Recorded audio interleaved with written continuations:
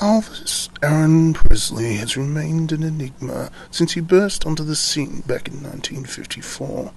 To millions of people throughout the world, he has brought joy for 20 years until his death in 1977.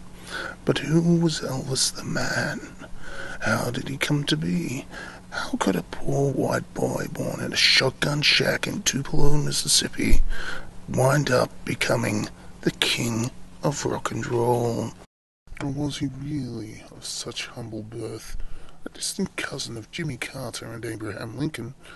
He associated with presidents, movie stars, and Batgirl. Where did this magical ability come from? Perhaps we should investigate his links. Frank Sinatra, confidant to Kennedy and Nixon. He was a lover to Marilyn Monroe, who was also a lover to two of the Kennedys. He was a lover to Tina Louise, who was also a lover of John Kennedy and one of the 7 castaways on Gilligan's Island. He was a lover to the original Batgirl, Yvonne Craig. She had other lovers, but I like Batgirl. He once visited Nixon in the Oval Office, asking to be made a special agent at large for the DEA. His manager, Colonel Tom Parker, was an imposter, an illegal alien, born in the Netherlands. And what of the links between Elvis Presley, Lisa Marie, Old Mother Hubbard, William Tell, Billy Shears, and Orson Welles? And what of the dramatic weight gain and weight loss? Here is where things get interesting. Take a close look at Elvis's birth certificate. This copy shows his middle name as being spelled with one A, the way Elvis spelt it when he signed it. But this copy, date stamped December 28th, 1953, clearly shows the middle name Aaron with 2 A's.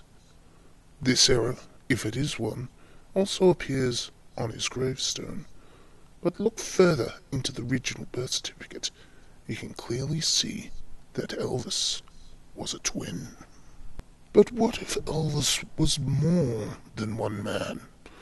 What if all the stories of the massive weight gains and weight loss, of binges of deep-fried peanut butter and banana sandwiches, followed by crash diets and all-night racquetball sessions, were a cover to hide the fact that Presley was 2 people who, in the beginning, may have been identical, but grew to look quite different.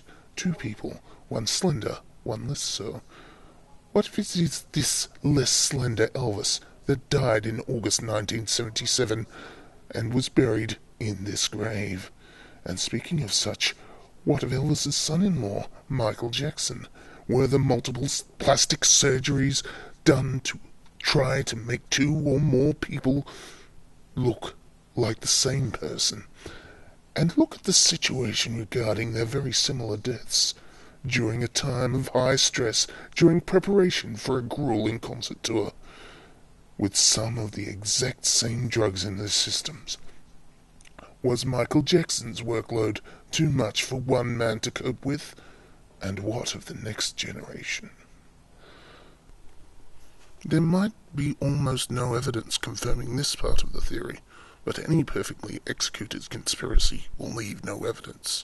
No evidence of a conspiracy is evidence of a massive cover-up. The most conclusive evidence is no evidence at all.